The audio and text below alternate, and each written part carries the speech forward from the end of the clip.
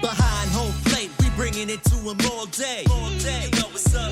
Welcome to Birdland. Win or lose, we bringing it to you always. You know what's up? Welcome to Birdland.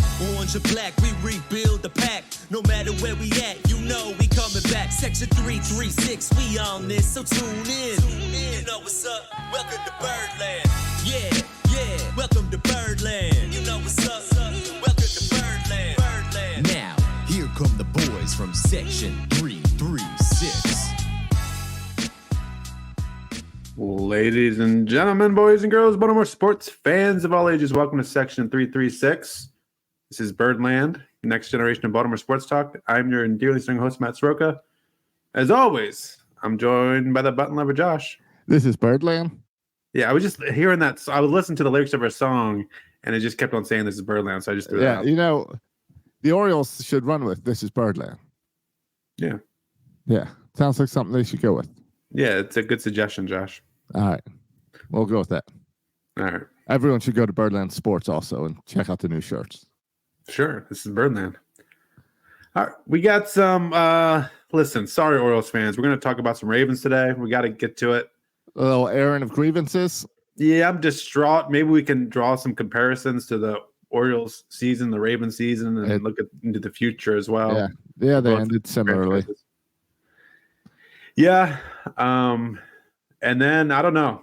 We can get into some personal stuff if you want. I got a new cellular device that's causing me all kinds of I went strife. I went on a trip this weekend. I was in Washington D.C.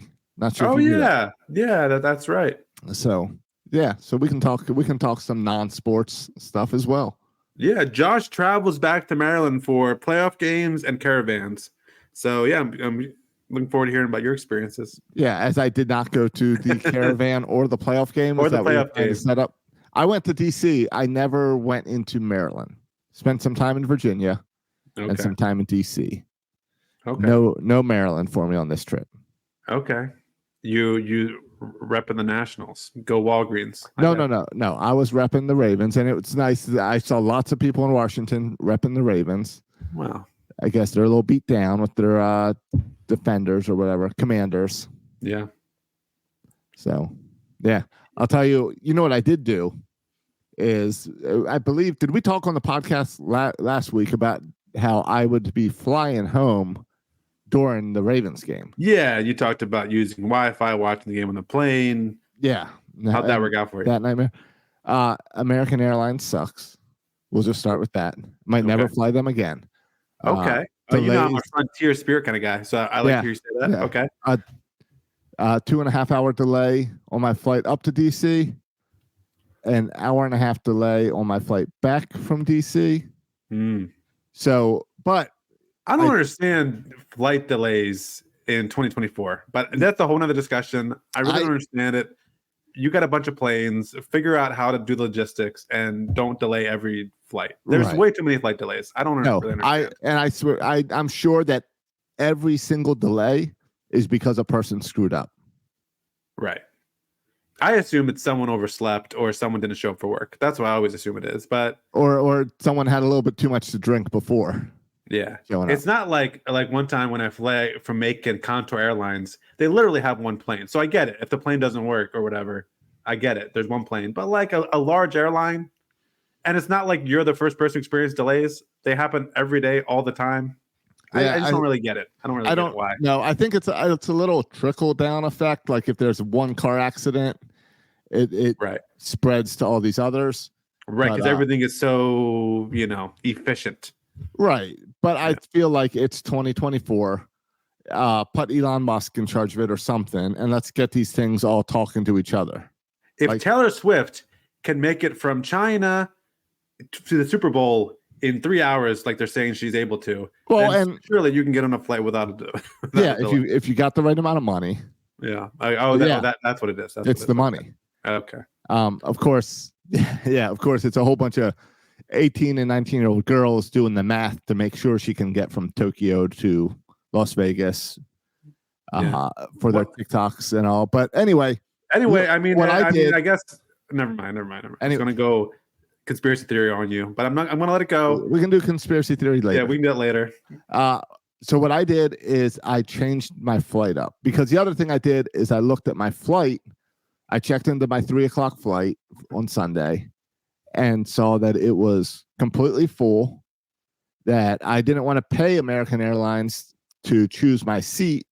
But because of that, they put my wife and I both in middle seats on different sections of the plane, front and back. And then they had a long wait list as well. So the plane was just going to suck because it was going to be packed. So I changed my flight to 8 a.m. in the morning. Still got the hour-and-a-half flight delay. Yeah. But it got me back in Florida, I think around 11:30. Okay. Which gave me plenty of time to come home, drop my bags off, and then I went down to Dad's place. Okay. Surprised. Did not tell them I was coming. Knocked on the door about 20 minutes before kickoff for a nice surprise to watch the game with him. Yeah, I assume you guys were together because there weren't a lot of texts flying back and forth. So I assume you guys were together.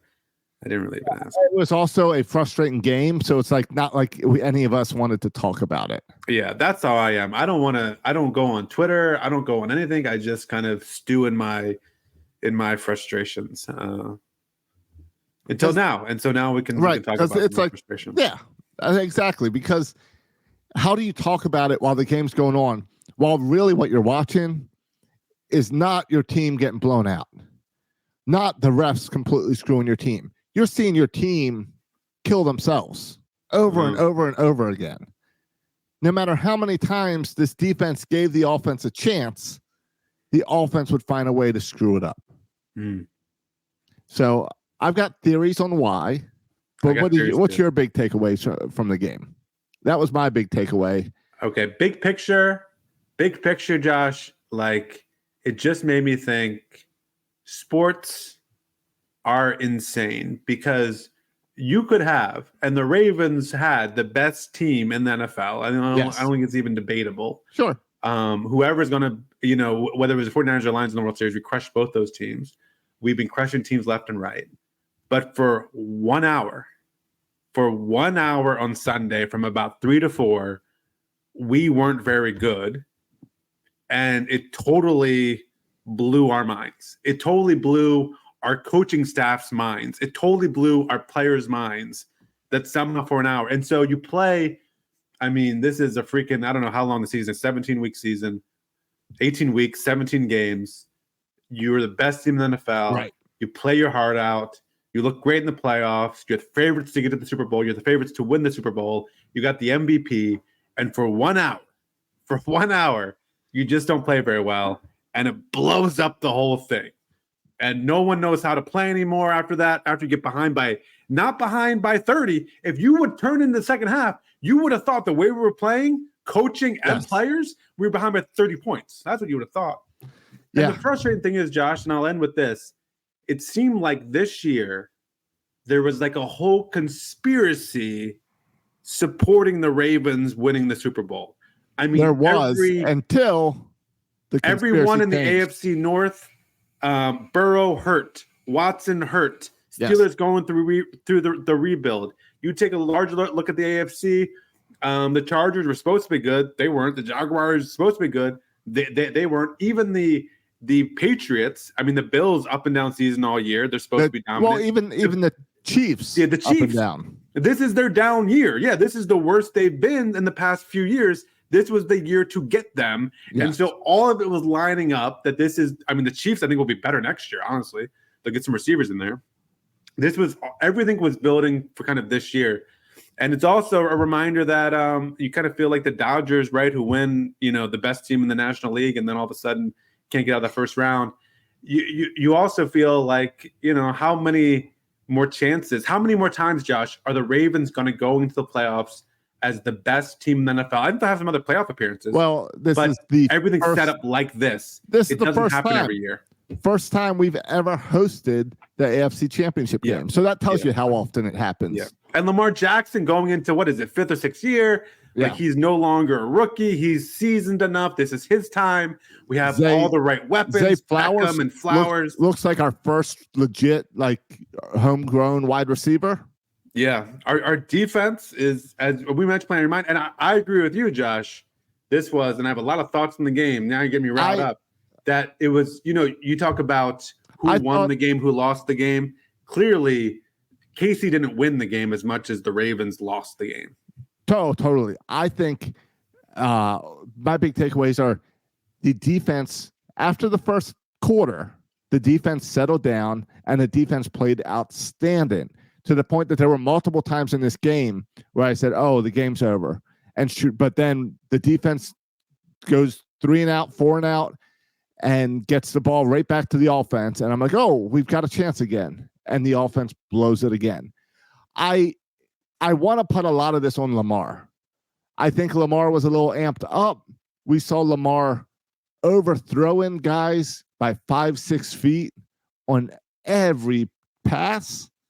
So I want to say Lamar was a little hyped up, a little pressure on Lamar, and it was coming out in long throws. But we are one of the top running teams in the NFL, and we barely ran the ball. And I get the whole concept of you run the ball more when you're ahead, but we got the ball so much. We had plenty of opportunities. We were never out of the game. So there was no reason to just not run the ball at all. Yeah, I think something that makes Lamar successful is the fact that he can run, the fact that we got a strong running game, one of the strongest running games in the NFL. This all builds into his strength. That's what's made the play action work. But that second half, I'm telling you, we were down by 10. We act like we're down by 30. Yeah. The coaching staff lost their minds. And I think if people are saying, oh, this and this about Lamar, I think this is almost like a typical Lamar game in the sense that I feel like Lamar every so often makes a little knucklehead play. This happens. Yes. I think it's more on they expected Lamar to drop back every single time and pass it, and they totally banned the run game. I'll tell you. I mean, Josh, here are the stats. Just quick. Put it up. Gus Edwards got 3 carries. Yeah. And he got 20 yards in those 3 carries. 3 carries in the game for Gus Edwards. This was, I think, the 29th ranked run defense for the Chiefs. I was yelling the week before that the Bills gave up on the run in the fourth quarter. Like, what are the Bills doing? And now I see my own team doing it. It's like we were behind and we seriously lost our minds. And the players lost their mind too. There was a sense of panic among the players, right? Like that they all had to make the big play and score 20 points in one play. We were just down by 10. Oh, it was so mind-boggling to watch in real time. Like we pass again, we pass again, we pass again. We run one time and we get 10 yards. Pass again, pass again, pass again, pass again. Yeah, three carries for Gus, 2 for Flowers, 3 for Hill. It's ridiculous. Yeah, it's bonkers. Doesn't make any sense. Well, and it showed like the Ravens were expecting maybe the Chiefs to score every time. Like I wonder if you could go back and say, look at how the Ravens shut down the Chiefs' offense. You had time. You had time to score. I mean, there was no need to rush because you have a great defense. Even in the first half where the Chiefs are driving, I put that on not bad defense. I mean, just Mahomes Kelsey made some great plays. That's going to happen when you play a great quarterback. They make great plays. And a tired defense, because that was like 2 stretches of 9-minute stretches that we gave them. And then the offense would just flip the ball right back over there. It was poor play calling all over the place. And when you're playing the AFC Championship, you can't go into it with that mindset. I think the epitome of that mindset was at one point it was 4th and 1, which is a classic. All right, QB sneak, no problem. Just Lamar holds it and we go. Instead, we tried some little trick screen pass. Yeah, and it worked, but it was the epitome of we are keeping Lamar in shotgun situation the entire game and just kind of throw. And I don't know if it's 100 points. Even though that's not what our offense is all year. Right. Suddenly, in the AFC Championship, we need to prove that Lamar's a passing quarterback. It makes no sense. Well, in their defense, I guess, the Ravens have never played behind. And so clearly they did not know how to play behind for an extended period of time. And clearly they had no idea what to do. I mean, I don't think their plan was, if they were scheming it up, right, Josh, pre-game, I don't think their plan was to give their running back 6 carries and for Lamar to drop back 37 times. That's not what you draw up. No, but that's what they called constantly. Right. And they had They without ever panicked being out and of they the lost game. their minds. That's all that happened. Yeah, a 10-point game, and they thought the game was over. Yeah, people say Lamar choked. Our coaching staff choked, right? Yeah. Monken choked. Yes. Harbaugh choked. That's who choked. Yeah. No, not Lamar. Now, did Lamar make a couple, dumb plays? There's two in particular, fumble and that stupid interception. Well, the fumble, he was blindsided. There was no way he held the ball too long. He should have ran. He held the ball too long. He held the ball too long often. Right, and there was opportunities to run, and he didn't take it. Yes. It was really frustrating. And despite all that stuff, we still had chances to win the game. But for me, frustrating because it did not look like Ravens football. Yeah, we totally abandoned what we were all year because of a bad 1 hour. We had a bad 1 hour. It's like we just threw everything out the window and said, "Oh, let's be a totally different being." We didn't even get like our tight ends involved. There was very few Andrews and Likely involved. It was just weird. Right. I thought we'd see Likely and Andrew on the field together. We'd see a little package with that. Never. It made no sense. I don't know what the stats are. I feel like this year we've been a kind of on defense, a veteran and disciplined team. On offense, too, pretty disciplined. What do we have? 4 personal fouls? What is that? What was this? Dave Flowers throwing the football intimidation. Somehow, what was it Van Noy who got into Kelsey's face? Like, what was that? I think there was hype around this game, not because it was the AFC Championship, but hey, we're going to punch him in the mouth. Yeah. Oh, if we punched Mahomes in the mouth, Mahomes got beat up this game. Oh, and we did. And we came in with the hard hits. The problem is when you come in that way, there's some ways, sometimes you're not going to, you got to play it a little softer, especially when we all went into this knowing, hey, the refs protect the Chiefs. The refs, we've got this we know that the guy that got assigned as the main ref has a habit of protecting the Chiefs, and that the defense away team always does better when he's the ref. That's all stuff where it's like, yeah, I know Kelsey's getting away with all this taunting all game and starting things up. We can't buy into it. We can't bite, and we did multiple times. I mean, there's some stupid stuff like that play near the end where Smith ran offside and pushed the guy. Yeah, that was a smart play, right? Except they made it unnecessary roughness. Yeah, which is stupid because you see that happen accidental all the time. Come in like that with mistiming. Yeah, that's a dumb call by the ref. But I don't know. He came in harder than he needed to. Did Roquan Smith? Did he do that on purpose? I think so. Right. So which means exactly. When you do it on purpose, there's no need to hit that hard. And the refs kind of, I think, knew that too. Yeah. And that now, what's really frustrating is the taunting play, because it's been very clear if you spin the football or throw the football down. Or stand over defender, or stand over defender. So there he that was like 3 different levels of taunting. And the frustrating thing is, sorry, Flowers, if you would have not taunted there and just played football, you wouldn't have fumbled it, because you would not have been in a position that you need to dive for the end zone, because you would have been at the 10-yard line already. Yeah, but I'll say 2 things about that. One, the Zay Flowers taunting was dumb and not in character. We watched Zay Flowers all year. That's what I'm saying. Done anything like that. It was like the way they hyped each other up was like a fight. Like, we're taking down the bully. Well, it was also the crowd. You mentioned first AFC home game, bringing in everybody, Josh. Everybody came in. Everybody came in. But the football team wasn't outside drinking with everyone else. It's not like they were getting all rough and but rowdy. they were bringing them out throughout the game, hyping the crowd up. I know. I saw Suggs mid play, basically. And I was getting hyped up. You don't think the players getting hyped up at that? No, I get that. But being hyped up is different than losing it and causing penalties and killing yourself. Yeah. The Ravens killed themselves. Yeah. And the Travis Kelce taunting thing, I mean, he is a master at knowing how far to push it to get a response, but not to get a penalty himself. And he also knows that the cameras are always on him, which means he can easily, if he pushes it a little bit, your response is going to get caught up immediately, and you're going to get caught. You can't get away with anything. Right. But this is textbook, the second guy gets in trouble.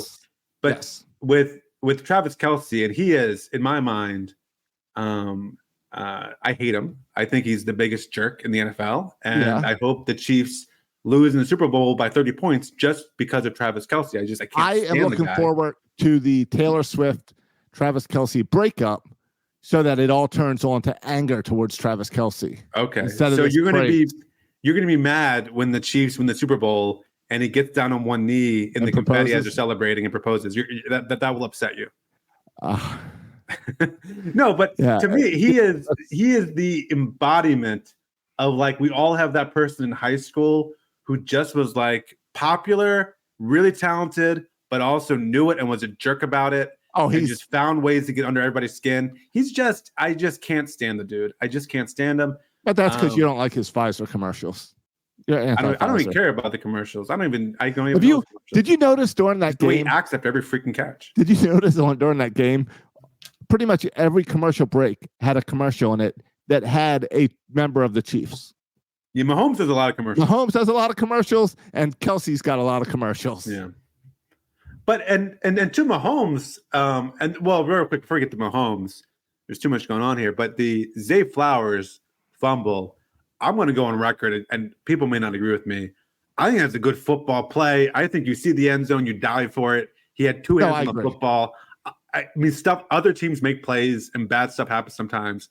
But I like my guy. Why didn't you just slide down to the 1 yard line? You go for a touchdown, you get a touchdown. He had two hands on the ball. It was unfortunate, kind of just an unlucky play, and defense made a nice play, but I like the Zay Flowers gutsy diving in there. No, I agree. It was a football play. It's what you see all the time, and normally that's why no one freaked out immediately with it, because from the angle it just looked like, oh, he dove and hit the ground and the ball popped out. We see that all the time. Yeah, I just saw a lot of hate for Zay about that play. I didn't see. I don't know. No hate my way, because I thought it was a good move. I'm all good with it. Here's my rankings for who to blame for the game. And let me know if you agree with these rankings. Oh, and before I go into my rankings, one quick note, because everyone's going to praise Mahomes and bash Lamar and draw this distinction. And I have nothing against Mahomes. I think he's a great quarterback. But Mahomes didn't play great this game. I didn't think Mahomes... No. Like, Mahomes did nothing that said, oh, wow, he's a superstar. No. I mean, Mahomes I was surprised to see he threw the ball 39 times and only had 240 yards.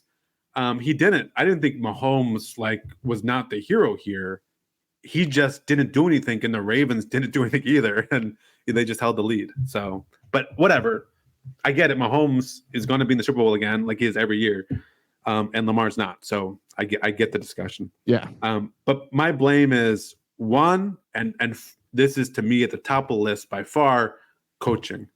And then a drop down is Lamar. And then my third thing is on Ravens players for their dumb penalties. My fourth is on the refs. There's a couple pass interference calls, not just the interception. There was one before that on that final drive where a guy was held. So those are my four: coaching, Lamar, dumb penalties, and the refs. That's kind of where I stand on who's to blame for that game. And again, it's unfortunate because this was our year. We don't know how many times all the stars will line up like this, where we're the best team. We need a freaking baseball best out of 7 series, because we'll win a best out of 7 series all day against the Chiefs. Yeah. It didn't go our way for an hour, and we lost our minds. Well, we did. We lost. If you took it best out of 4, we had 4 quarters. We lost the first quarter, and we never came back. Yeah. Because we stopped playing because we didn't play Ravens football. We played something else on the offense. The defense was out. I was very happy with the defense. Defense played Ravens football. Defense was great. A couple of dumb penalties is the only thing I'll knock. Just the one Smith penalty where not just the Smith. There was the Vinoy when he pushed. Vinoy as well. And then there was the Clowney. And Clowney he lowered the helmet a little bit. You can't do that. If you just push him, you're good. It's just the lowering the helmet is where you got exactly.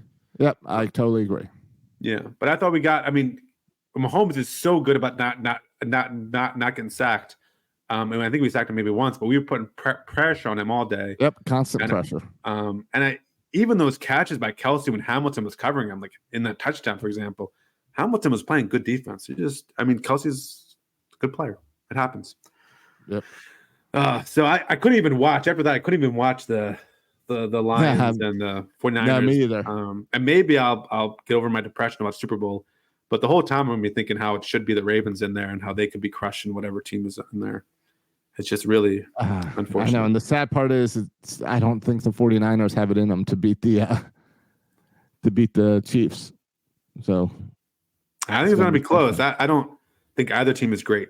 But we'll I don't know. We'll see. But I mean, good news is pitchers and catchers report in like 17 days or something like that. Yeah. How do you, Josh? How do you think? I mean, we now have two franchises, the Ravens and the Orioles, who both lost in the playoffs. Oh, you want? All right, let's stay on the negativity. Okay. Yeah. How do you feel about? All right. Certainly very different feelings after each losses, right? No, it's kind of similar. Okay. Well, no, a little different. Here's what I'll say: they are both. They both played. Here's the difference: the Orioles got there early. The Ravens, I would say, got there a little late. The Ravens, got there right on time. The Ravens are still a young team, but it's 5 years in with Lamar for him to get us to this point, where the Orioles got there with Adley on his second year. I'd say I feel the same as they both disappointed and they both played differently in the postseason than they had been playing all year. And then, but I also, for both teams, I feel hopeful for the next season. And I feel like it's a new start and a new dynasty with both of these teams. Is how I feel going in. Like, I'm disappointed, but I'm totally disappointed in the Ravens the next day. It still sucks and still stings. But the Orioles, that stung for like a week or two, couple weeks. So they both hurt. I'm just glad we get to move on to baseball. And it's just cool that we have two teams that are relevant in postseason ball. I just want more. Yeah. Yeah, I guess. And I guess for me, I'm excited that the Orioles are relevant in postseason ball. For the Ravens, they've been relevant in postseason balls their whole life, right? Like I'm kind of done with that. I'm at Super Bowl or bust kind of with the Ravens, and especially I agree. With the Orioles. I never thought the Orioles were far and away the best team in baseball. I felt like that way with the Ravens, and I felt like it was all adding up. Like I was super confident in the Ravens to make this. Oh, like I lost all my betting money on Sunday because I was so confident that every app I had money in went on to the Ravens. Yeah. And this is why I don't bet. It was a good reminder for me why I don't bet, because I would have put all my money on the Ravens too. But be that as it may, the Ravens, I mean, I even marked on my calendar. Like I don't put things on my calendar unless like they're going to happen. And I was put in my calendar, go to St. Augustine in 2 weeks to watch Super Bowl. Like it was on, and then I have to go and delete it from the calendar. See, I'm not that's going the problem. You put it on the calendar. Yeah, so maybe that's on me. You caused it. Kelly was asking me, "What's Matt's plans for coming down?" I said, "We don't talk about it until Monday." Yeah, but I'm not going to. I marked it on the calendar. But and with the Ravens too, I feel like with the NFL, the nature of the NFL is every year is different, right? Right. Next year, the Steelers could win 14 games, and it wouldn't shock me, right? Just because the NFL is crazy and the salary cap, and, you parity. And so I think the Ravens are going to be good, but they're also a lot of free agents, and they're going to be a bunch of salary issues, where the Orioles don't have to kind of figure out all that salary cap. There's not parity. Good teams are good, bad teams are bad pretty much every year with baseball. And so going forward, I almost now like would kind of an interesting bet, Josh. What happens first? The Ravens make a Super Bowl or the Orioles make a World Series? Like, what would you have more confidence in? The Ravens making a Super Bowl or the Orioles making a World Series going forward? Think about that. While you think about that, Josh, my feelings I feel like when the Orioles lost in the playoffs, I agree with you in that the similarities are the national audience who was watching the game didn't get an accurate picture of who the teams were. Like, if you watch that Ravens game, I don't think you got an accurate picture of who the Ravens were all year. And if you watch the Orioles in the playoffs, especially with that starting pitching, you didn't get an accurate picture of who the Orioles were all year, right? And so I felt a little short change in that they didn't play like they had played all year, which was frustrating on both ends. But with the Orioles, I didn't last year. I was hoping they win the World Series, but I wasn't super confident. And so I was excited that they got in the playoffs. I was excited to go to playoff games. I wish they ended differently. I was depressed at the end, but it wasn't like I was expecting it and now they didn't. And I'm just I wasn't shocked. Like I didn't walk away from the playoffs shocked. Whereas the Ravens, I'm shocked that they lost. And I'm feeling like that with the Ravens. So different feeling. But the future is definitely bright with the Orioles. And I think it's bright with the Ravens. They're going to have to handle a bunch of salary. I mean, if you look at the free agency list, everyone's a free agent. So they're going to have to handle that. Yep. Where the Orioles, no one's a free agent for the next 5 years. No one who matters, at least. Right. I do. Yeah, I do. You asked me who's going to win a championship first. The Orioles. Well, I didn't say win it. I just said get there. Yeah. Get there. Then I would say the Orioles. I would bet money on the Orioles. That's wild. I know it is, but you would probably pick the same thing. I mean, right now I find it wild that MLB.com is projecting the Orioles to get there this year. Yeah. But a lot of people have the Ravens there to get there next year. Sure, but like you said, football things change. And really the Orioles are set. I know what the Orioles are going to look like for the next 5 years. And that's crazy to me. And especially when I have confidence in the guys who are coming up for the next 5 years. It's just a crazy place to be as a sports fan. Did you see the Detroit Tigers locked up one of their prospects with a 6-year contract? No. With this guy is basically Jackson Holiday territory. He's going to make his debut. He has not debuted with the Tigers yet. Oh, he hasn't. Oh, wow. He's going to debut this year, probably opening day. They signed him to a 6-year contract with 3 team options on top of that. They locked him up before he even made his showcase in MLB. That's how. But is that even locking him up? I mean, it's buying out arbitration, is what it's right. Like those are that you would have it for 6 years anyway. You just handle the contract stuff beforehand. But you got the 3-year options, so you turn that 6-year into 9 years. Okay. Oh, and those are just club options. Those are club options locked in at like 10 million, 11 million, and 12 million. Oh, that's interesting. So because pre-arbitration, you make no money, right? You make no money. Right. In terms of, you make a lot more money than I make as a professor at Mercer, but you make no money in relative terms. So they're probably paying him money more now. Yes. And then to make up for it, you have all these team option years, which are and then, probably really and then they're saying, and then they're saying for that year 7, 8, 9, hey, we're paying you 10, 11, 12 million, when really on the open market you might get 20 a year. Right. So it's but it's good but if it doesn't work out, the team option is you don't give it to them. 6 years, then you're done. Yeah, that's a really interesting contract. It's really interesting because I feel like it's the next level of what we saw the Braves doing and stuff with locking guys up younger. And it's something we're always talking about, how we wish the Orioles would do stuff like this. It's an interesting way to go about it. Yeah, I mean, I'm just thinking right now, if I'm Jackson Holiday, what's he, 19 or 20? And I think he just turned 20. Just turned 20. And you offer me a lot more money, like millions of dollars now, maybe $2-3 million now, when I'd be making maybe $100,000. So you're making me a millionaire overnight. And the cost is I may have to stay an extra 2 years and make 10 million or 15 million when I could be making 30 million. But the reward is I get it all up front. I get some more money up front. It's just, I could see from a player's vantage point. I mean, from the team, if he turns out to be really good, it makes sense. From a player's vantage point, there's just such security there because he's got that guaranteed 6 years or whatever. Jackson Holiday doesn't have 6 years guaranteed. Like, what if Jackson Holiday, I don't know, something happens to him and he blows out his arm or something? Or what if he just gets to the majors and sucks? Yeah. So I hope, and I assume Mike Elias is exploring all these options. That's an You hope interesting. so. I didn't know about that deal. That seems pretty interesting. I hope Elias is exploring all that stuff. I hope so. I hope now he's looking at some starting pitching. But yeah, I hope we're looking at those options as well. Did you watch Gunnar Henderson's Rookie of the Year thank you speech?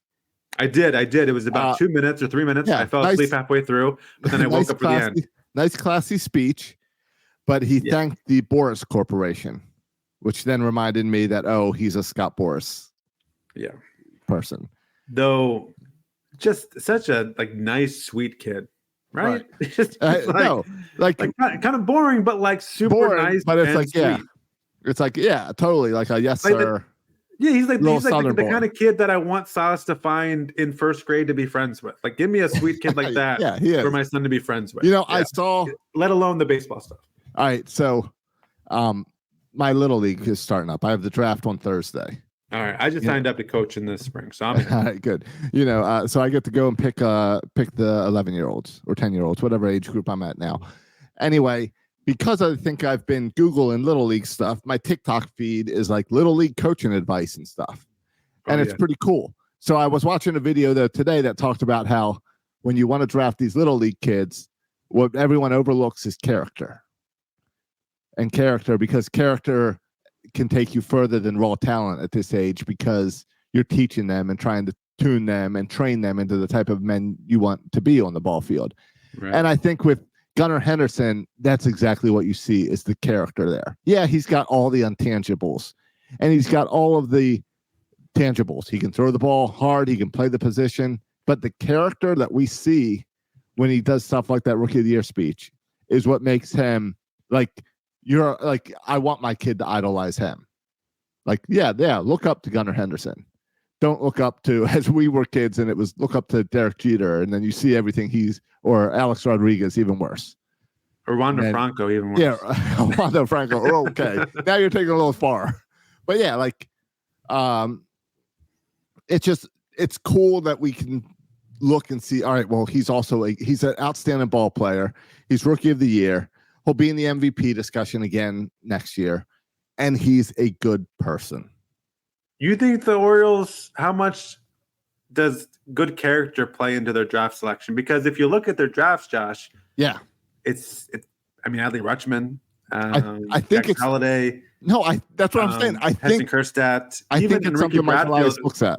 Even Ricky Bradfield, who I got to meet briefly, and he signed for my son, seemed like a really good guy. Yeah, and you hear the same things about Basallo, the catcher. Yep, Sammy Basallo, and. For the most part. And I can only think of one jerk off the top of my head in the minors for the Orioles. Who's the minor and who's the jerk? Okay, I'm hearing stuff secondhand, Josh. Right. Not even primary. I don't care. I want to hear who your jerk. I don't even know if he's still with the organization. Because I've had good conversations with Vespi and D.L. Hall. Yes. So I know there's all these good guys in there. So who's the jerk? I've heard Palmero's kid isn't in the organization anymore. No, and maybe this guy. This guy was there last year. I think he's been at Bowie for a while. But just like I would just be transparent. I got a friend who's super into autographs. Right, he does this, and this guy won't sign for anyone. It could be a nice 7-year-old kid there who it's his favorite player and he won't sign for him. Who is it?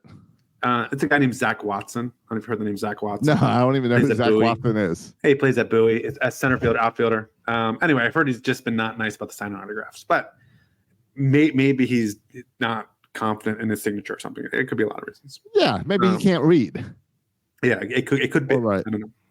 I don't know. But yeah, it does seem like all the guys that Mike Elias drafts, at least the top of the draft, are really good quality people. And I don't know. You do interviews and stuff, so you have some idea of that. Adley Rutschman is, let's be honest, he was a slam dunk to take number one. Yeah. So maybe that's not fair, but certainly Jackson Holiday was not a slam dunk. And Gunnar Henderson wasn't even a Elias draft, right? I think that goes back to. Am I right? That goes back to Dan Duquette. I always forget that. Yeah. Who took Tyler Wells? Speaking of good guys, that was a Rule 5 pick. I think that was. I think that was Elias in his first year as a Rule 5 pick. Okay. Yeah. So, but it's, I'm sorry, no, I get it wrong. He was 2000. That was the 2019 draft, so that was Michael Elias's All right. pick. So that was, that was the Adley Rutschman and then Gunnar Henderson. How about that for a draft? It's outstanding. Yeah. So I don't know how much character goes into it. Versus, I don't know. We've had this discussion before where it's like we say, all right, we don't know how much character goes into it. But then if I ask you, hey, the Orioles really need a pitcher, you think Mike Elias will go after Trevor Bauer? And what's your response? Zero chance. Because of character.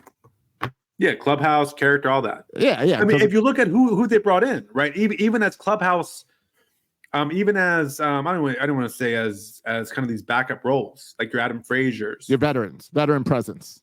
Yeah, and guys who have good reputations, even the Jordan Lyles, right? Guys who had good reputations of being kind of good teammates. Yeah, good people. Right. Even before that, you think of Nelson Cruz. But I guess not Nelson Cruz. Isn't on the steroid list? No, Nelson. I don't mean Nelson Cruz. Rougned Odor. Okay, yeah, sure. As a good teammate. Yeah. No. Nelson Cruz, I went a little too far back. Yeah. So, I don't know how much it comes into play, and I don't know how much it goes, how you balance if you're choosing like weigh in character, because you're always going to weigh skill set more. But I don't. Yeah. I mean, another guy, just to finish our discussion, Odor. I'm just Robinson Chirinos. Yes. As backup catcher, everyone loved him. He was terrible at the plate, a subpar defensive catcher, but he was such a great clubhouse guy that he survived the whole year. And now McCann's kind of filled that same role. You're right. But yeah, anyway, yeah. I like that. But and by the way, if you look at I saw just today, did you see who signed with the Angels today? Or maybe it was yesterday. Who signed with the Angels? I didn't check Twitter at all yesterday, so I just checked today and saw that he signed with the Angels. So it could have been yesterday. Aaron Hicks. Oh, okay.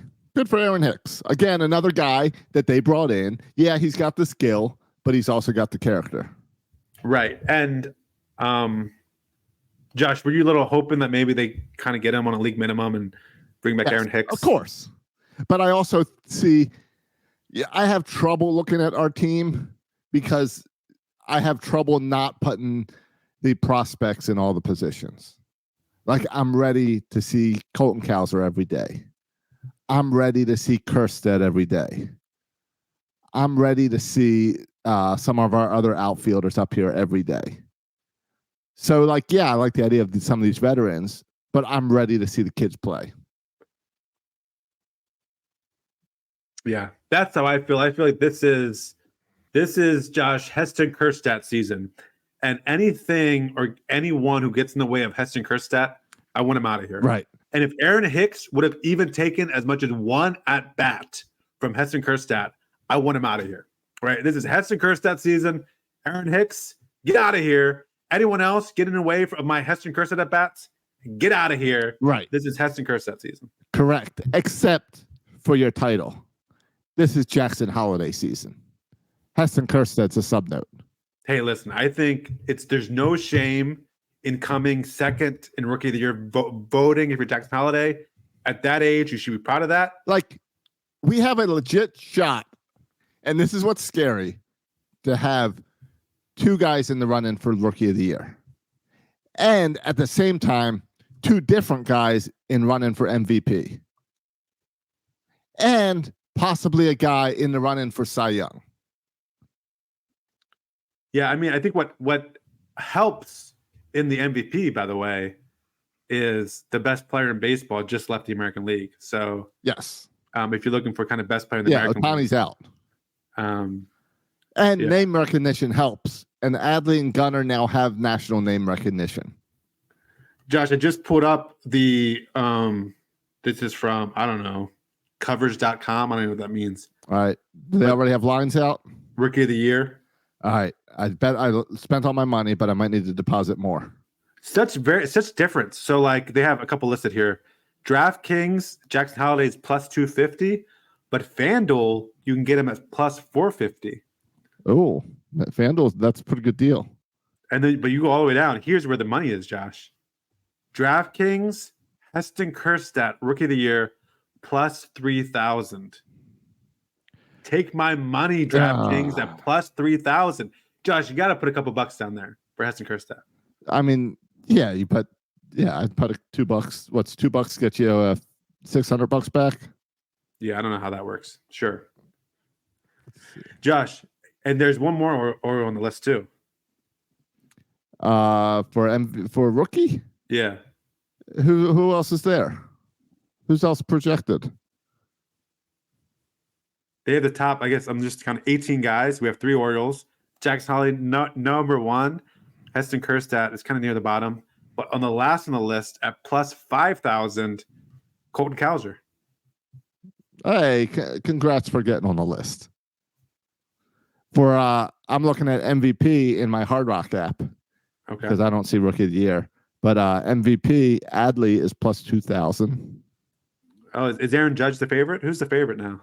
Let's see. Favorite is Aaron Judge at plus 525. Okay. Then Soto. Then Alvarez, Seager, Rodriguez, Yankees Tucker, at 1 and 2. Ben Rutschman. Okay. Gunnar Henderson, and it goes Adley, Bobby Witt Jr., Gunnar Henderson, Mike Trout. Yeah. So putting Adley and Gunnar right up there at plus 2,000. Yeah. I'd make sure to put some money on that too. And let's see, how's that work? So 2,000 means if you put $1 down, you only get a $21 payout. But if you put $20 down, you get $420. All right. But thanks to the Ravens, I will have to deposit more money to do that. So we'll do that bet later. And I'm sure, I don't know, like I'm pulling up Cy Young odds now too, if we're just talking about odds. Yeah. I see Kyle Bradish at plus, you can get him plus 350. And then I'm sorry, plus 3,050, not 350, 3,050. 3,500. 3,500. The word you're looking for. Yeah, he's 3,000 for me on Hard Rock. And I got Grayson at 3,100. All right. And let's see. Yep, I got Grayson at 3,000 as well. How about this? This one's only listed on one of the draft apps, but this is you can get this guy at, what is this number? 20,000? Sorry, it's a lot of zeros and it's small. 20,000 for Dean Kramer. Is he on the? He's on the list at 20,000. Yeah. So is John Means at 20,000. They just have everybody on here. Yeah. Yeah, I would not bet money on either of those. I will save my $5. Yeah. At 20,000, you can get Ryan Mountcastle for most home runs. For most home runs? Yeah. He's the first Oriole listed for most home runs. Yeah, that wall never happened. He's a righty. Yep, good point. Santander is 150,000. Yeah, no, 15,000. Well, he is a better shot because, switch hitter, so exactly. He lefts a lot. But no, I mean, yeah. What's Heston Kjerstad the most home runs? He is not on my list. See, that's they're missing the guy that's going to have the most home runs. So it's kind of embarrassing on them. Let's see. Yeah, here, this is a fun one. Ohtani, over or under 39.5 home runs? Ohtani? 39.5. 39.5? I mean, he's going to play the whole year, right? Like, there's no. Yeah, he's batting the whole year. He's only DHing. He's DHing, playing outfield or whatever. He's not going to pitch. I mean, he got more than 39. He got in the 40s this year, right? Right. I would take that. And that was playing in less games because he pitched a lot at the beginning. Right. That's why I would always take the over. Plus, he can't pitch, so he's going to be fully focused on hitting. Yeah, we don't even know what that looks like. Right. So, yeah, no, I'll probably do the over for that too. Yeah, sounds like it over. All right. Well, we still got 3 more weeks till pitchers and catchers report. So we got plenty of time to do our projections and yeah, all that we should start a betting podcast on here. So Josh, the free agents for the Orioles. Our bet, if we do a betting podcast, it's going to be all about Baltimore bets. Yeah. Maybe a segment. I know. I'm MVP, Oriole. Cy Young, Oriole. Rookie of the Year, World Oriole. Series winner, Orioles. Orioles, yeah. Orioles record, over. Right. So, in terms of our free agents this year, Yeah. Jack Flaherty, Tigers. Adam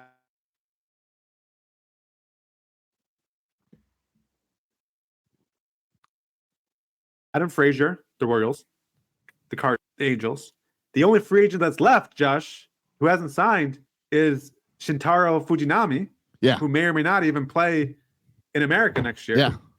So all our little 1-year deal free agents, they're gone. I'd offer him another 1 year. I'd offer him a 1 year low cost. I'd give him another chance. Yeah. And we'll get into this in another episode. Yes. But I've made a decision. I've made a decision about the Orioles rotation. And I'm sorry I have to do this, but Tyler Wells is in the pen. DL Hall, one of those pitchers from Jump Street has to go to the bullpen.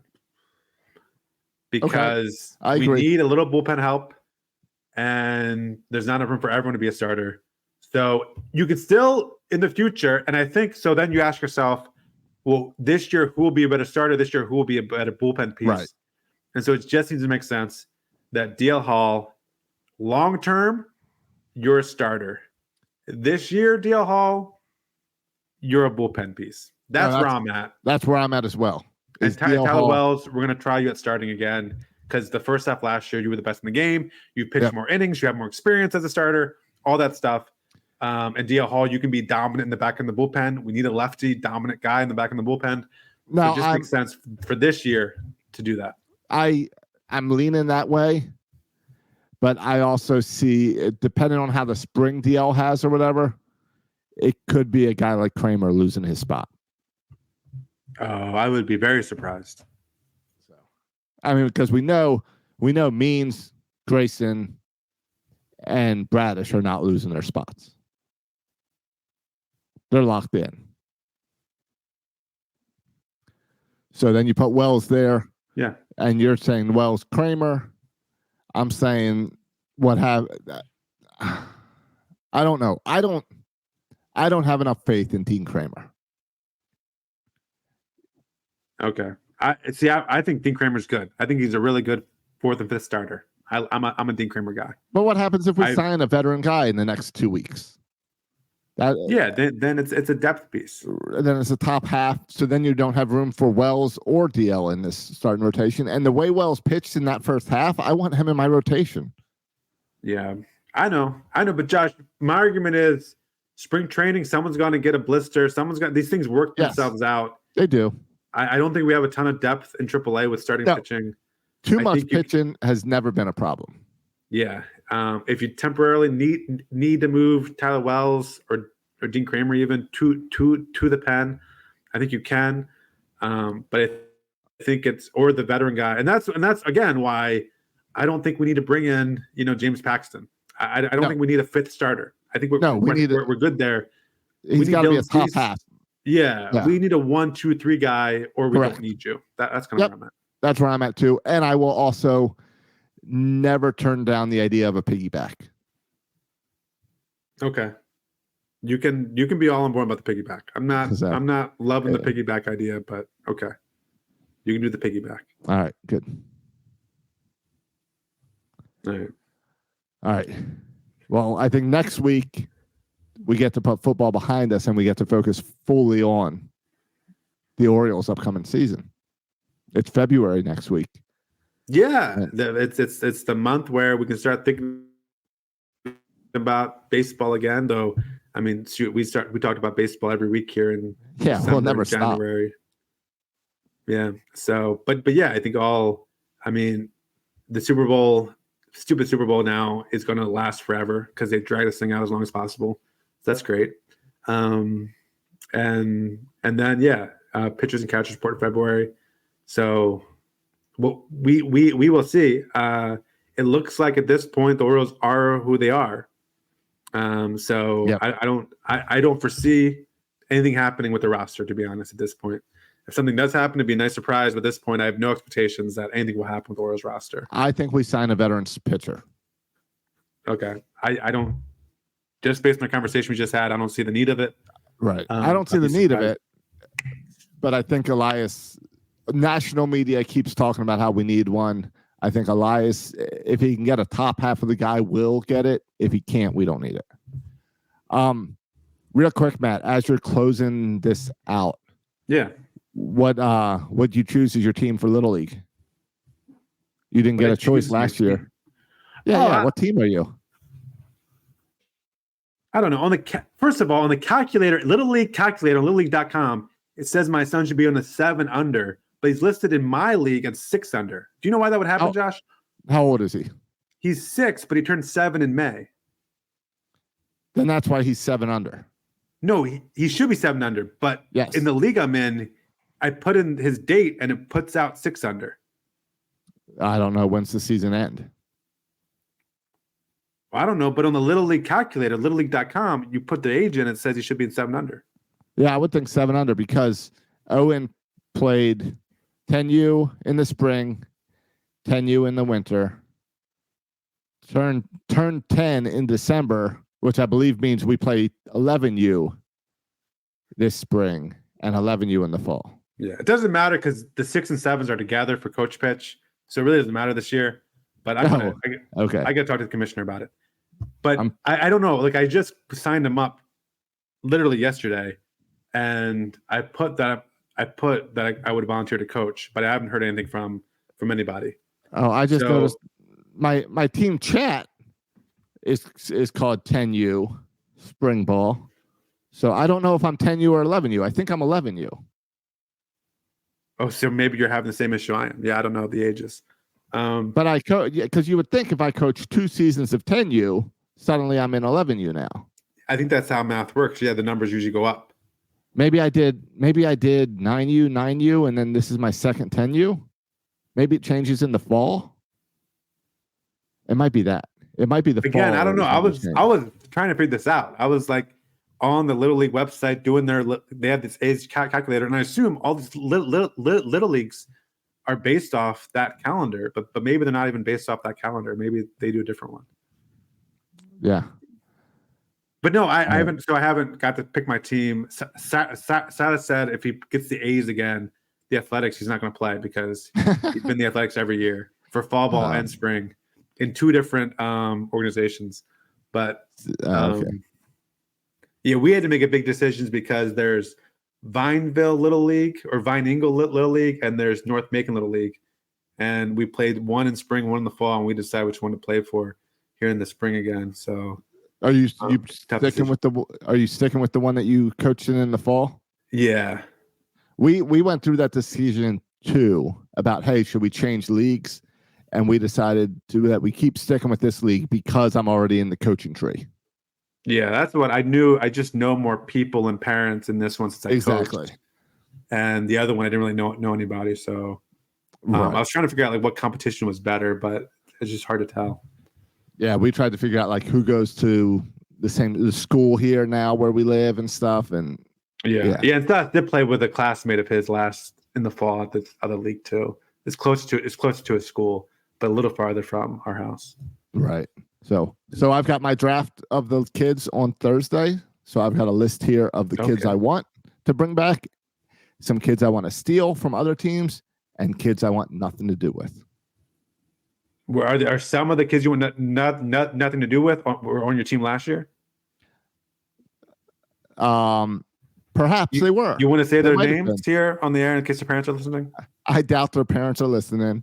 I think at least one of those kids, I think he would not want to be on my team because he and I disagree at what position he should be playing. So he will not be happy on my team because I believe 10U, 11U, whatever I am in this spring, it is the right age where I'm going to keep kids at positions as much as I can. Oh my! And you reached that age, okay? We've reached that age where you're a second baseman, you're a catcher. Make sure you're you draft a first catcher. baseman. Do you got a catcher? Make sure you draft a catcher. They can be I've tricky. had the same. All right, so I had this kid 3 years ago as catcher, or 3 seasons ago. This is going to be my 4th. Have I coached 3 seasons, or have I coached 4? I think this is my 4th season coaching, 3rd season, whatever. I've had the same kid as my catcher. I draft him every year. I like him. He's top on my list to draft again this year. Okay. So yeah, catcher's my catcher, and make Do you sure have to draft I have a Owen, catcher. or is Owen automatically on your team? Owen and my assistant coach, I automatically get those kids. Okay. I just think it'd be funny to see, someone snoop up Owen. I think sometimes I think it would be better if you didn't coach your own kid. I know. That's what So- it involved. Sas and I had a long conversation about if he's okay with coaching him, because he's all on board, but then we'll be out back and I'll try to give him one piece of advice. He's not having it. So I think, are you sure you want me to coach you? Because you know how sometimes we get into it. But that's why I'm not coaching basketball. I will coach baseball. But yes, exactly. So, all right. So that means starting next week, 100% baseball with some little league as well. Some little league talk, from both of us, hopefully. Yeah, can't wait. All right. In the meantime, if you're itching to hear another episode, in the meantime, to kill time, go to Apple Podcasts and give us 5 stars and write us a review. And follow us on all your social medias. Josh is putting videos out there on the TikTok. Yeah, have you checked them out? I've been putting clips up I follow you, so they come up in my scroll. Yeah, I think it's really cool. Yeah, People I love should it. I definitely get be checking that out, and share these videos on TikTok, on Twitter, on Facebook, on Instagram, whatever they're on. Just share them. It helps spread the word. I'll share them if they're good. Hey, if I post, I'm not going to share for the sake of sharing. They got to be quality content for me to share, to put on my. Can you? I got a question for you. Can you see like how many views they have or whatever when you view them? No, I don't think so. All right, hold on. Let me open up the YouTube app and take a look. I can see the amount of people who have liked it. Right. I can't see how many people have viewed it. I find the number of views really interesting because, for instance, I put up a clip about how we were talking about how Baltimore sports teams dominate with young talent. That got 139 views. Right.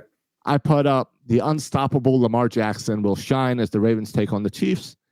That got 1,000 views. That makes sense. I put the Dominican kids and about us talking about the baseball factory down there. 2,100 views. I put the stress of gambling and how you hate doing blackjack, and it's 2,500 views. Wow. So and then I'll post if you'd rather win Little League or adult softball, and it gets 25 views. I don't get how this all works and the algorithm, so I'm trying to learn that. Yeah, because it's like it just shows up in people's feed and they watch it, right? Right, I guess so. So I don't know if I have to use hashtags or something. That's on YouTube. On TikTok. Oh, on YouTube. Yeah. I was thinking about TikTok. I don't know how YouTube works. Yeah, that's on YouTube. I didn't even know you could watch short videos like that on YouTube. Yeah, it's called YouTube Shorts. Oh, I didn't even know that was a thing. Meanwhile, over on TikTok, they've all got they're all around 700 views. Okay. So I get that because it's all right. That's our followers, and they're just swiping and they run across it. So it makes sense to me that they're even numbers. YouTube's just all over the place, and I don't know why. So anyway, if someone wants to help with our algorithms of YouTube and TikTok and video and all that, help us grow, reach out. Otherwise, just spread the word, share it. Everyone's frustrated with the Ravens now, which is the perfect time to get excited for the orange and black. Yeah, I agree. I got my Orioles hat on. I put the Ravens jersey back up in the closet till next year. And now it's Orioles gear from here on out. So, yeah, let's go O's. All right, boys and girls. You can follow us on Twitter, on X. You can follow me at Section336. You can also follow Josh on X. At Josh Soroka and at Birdland Sports. Check out, I have some new shirts. I really like the new shirt I made, ripping off Taylor Swift's era merch that's out there now because it's Baltimore and it's now time for our liftoff era. Careful, you don't want to upset any Swifties, Josh. I don't think you. Yeah, I know, but that hardcore bunch, if anything, I've noticed that if you lean into that hardcore bunch, they praise you. That's right. You gotta love the Swifties. You gotta love the Swifties. No Swiftie hate here. This is not a make fun of the Swifties. This is a join the bandwagon. Get this shirt for your wife, girlfriend, daughter. That shows their support of both the Orioles and Taylor Swift, and it's just a cool looking shirt. There you go. As long as there's no support of Travis Kelce, I'm okay with it. All right, boys and girls. No 87. Thanks for listening. And as always, go O's.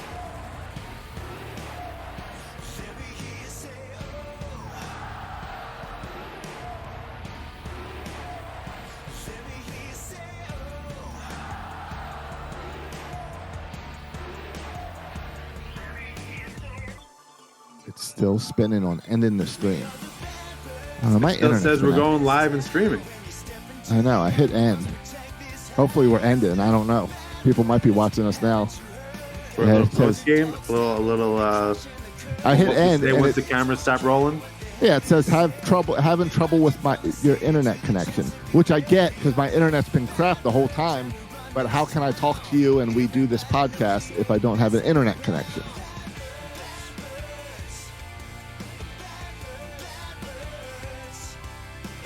I don't know. Are we still live? I don't even know.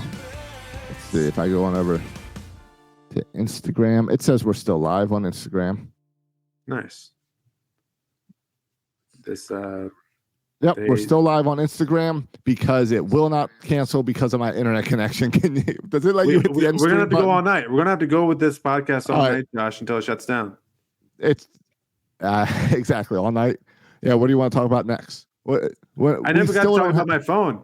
I got my new cell phone with a case, a cover, everything. I got the screen protector. I got the cover. I never had either before. I'm going all out here. That's good. Why is my internet now? It won't let me do anything. But we're still streaming. It makes no sense. And I was told you can't even get the iPhone with the button anymore. I got it. I got the iPhone with the button. It's like the iPhone SE. Yeah, that's what I got, the SE. Yeah. Yeah. I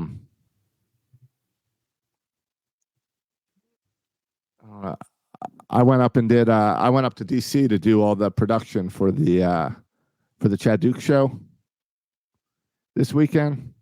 Oh yeah. Ran all the cameras and stuff, so it was cool to go help with another podcast. How's is that Chad Duke show? Is that still doing really well? Yeah, it's doing great.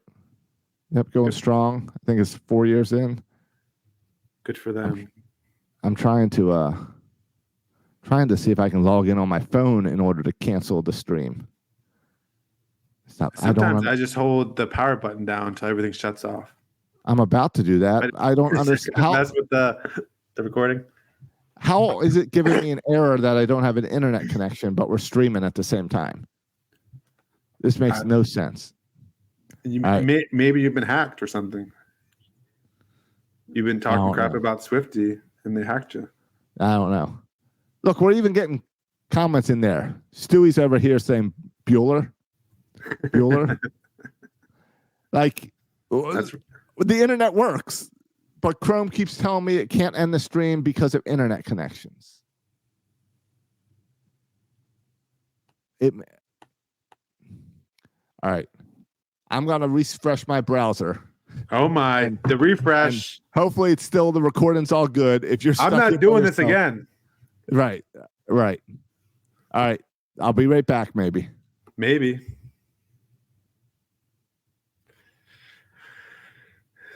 This could be a real disaster. And I appreciate how Josh, technology guru, is now having all the technological problems. See, this makes me happy, at least. It's not me with the issues.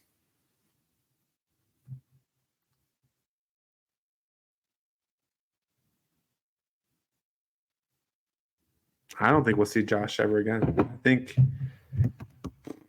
we lost Josh, and now I feel like I can't leave, because if I leave, I feel like we might lose everything, because I'm the last person holding on to this recording. And if I leave, I think the recording goes with me. And so I'm on StreamYard holding down I'm holding up StreamYard single-handedly. The weight of StreamYard, the weight of this recording is weighing down on me, and I can't leave. I'm stuck here until Josh gets back. Josh is probably restarting the power in his entire house, probably restarting everything.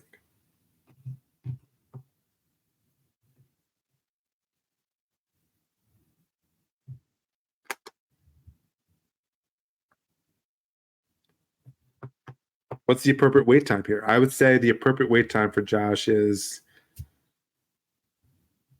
5 minutes. Is this like professor rules here? 10? I'm not waiting 10 minutes here. I'll give him 5. 5 minutes, and I'll leave it open, but I'm walking away in 5 minutes. But I'll leave it open. I'll leave the screen open. I'll stay it on StreamYard. But I'm walking away in 5 minutes. I can't spend my night here. I got things to do. I don't really have anything to do, to be honest. But surely I can come with something better to do than talk to myself.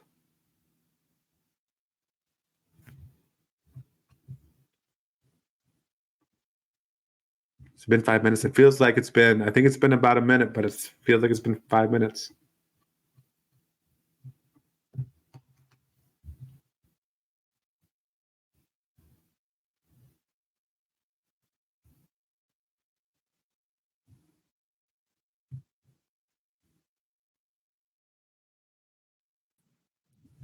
Hey, I'm back.